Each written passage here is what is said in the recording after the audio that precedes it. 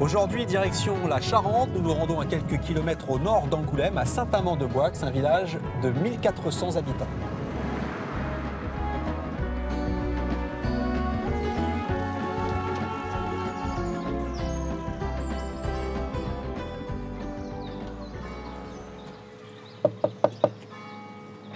Bonjour monsieur. Bonjour.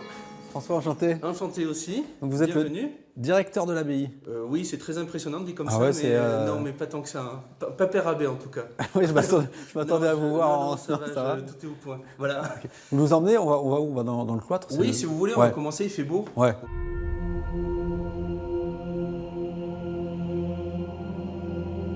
C'est les vestiges du cloître, alors il ne reste plus que cette partie-là conservée, mais on a quand même la chance de la voir et elle nous résume toute l'histoire de l'architecture puisqu'on a du roman, du gothique et époque moderne, donc des années 1600. Combien de visiteurs viennent ici chaque année? 10-12 000 à peu près, voilà. Donc Monsieur Vignier, cette abbaye romane, oui. Sa particularité c'est quoi? C'est une des plus anciennes et mieux conservées de la région, de l'ex-Poitou-Charentes, donc du Nord Nouvelle-Aquitaine. Donc on a vraiment quelques modifications, mais on a eu un bâtiment qui est vraiment resté dans son jus médiéval, quoi. C'est ça qui est intéressant. Et alors elle vit une période un peu particulière?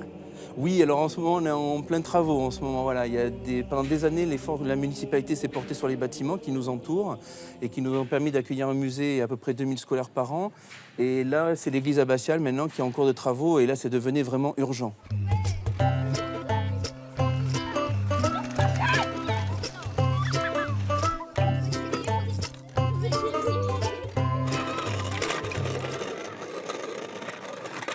Arrête. C'est beau chez vous, hein? Je ne sais pas, c'est chez moi.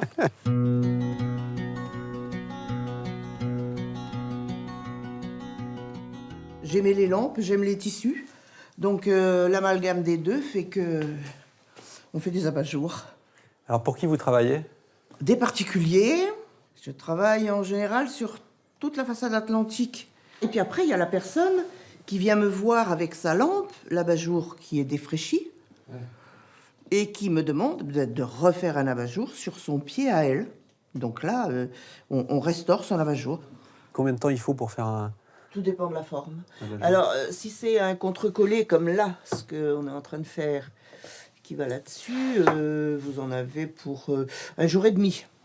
Ouais. Bon, après, il y a du couture. C'est-à-dire que c'est tout cousu. Donc là, la semaine, parfois, n'est pas suffisante. Votre mari, qu'on va aller voir, est donc tailleur de pierre. Lui, il est tailleur de pierre. Voilà.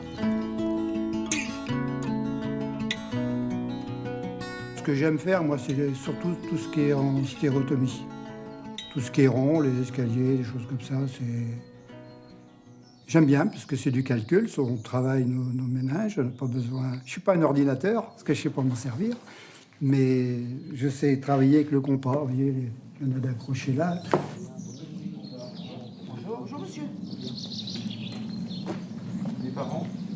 D'accord, je t'en prie. 81% de notre camelote, en fait, c'est déjà des choses qui ont été démontées. On les démonte, on les rachète et on les retravaille. Ce qui fait que ça évite d'extraire de la pierre pour extraire de la pierre, tout simplement. Donc c'est un nouveau...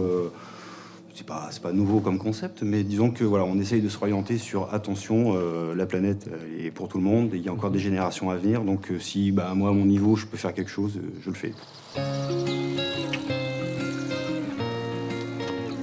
Vous vous promenez là, ça va? Je me promène, oui. Profitez du beau temps? Non. Vous profitez du soleil? Ah, du soleil. Je croyais vous faites du béton parce qu'ils sont en train d'en faire là. Non, je profite du soleil. Voilà. C'est le printemps. Oh ben oui, et puis une belle journée, hein.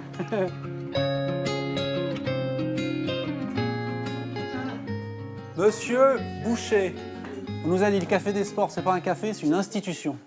Ah, c'est presque ça, mon cher ami. Oui, voilà. On nous a dit Roger, c'est un personnage. Un personnage, oui. Ouais. Il y a eu 2 films de tournée aussi, là. Ah bon? Vous êtes parisien? Ouais. Je suis né à Belleville. Ah ouais? Et oui. Comment vous êtes arrivé à Saint-Amand? Ah, bah, par la route. Et vous vous rendez 4 bistrots qu'il y avait avant, ici, dans la rue, là. Il y avait 12 magasins, 12 petits magasins.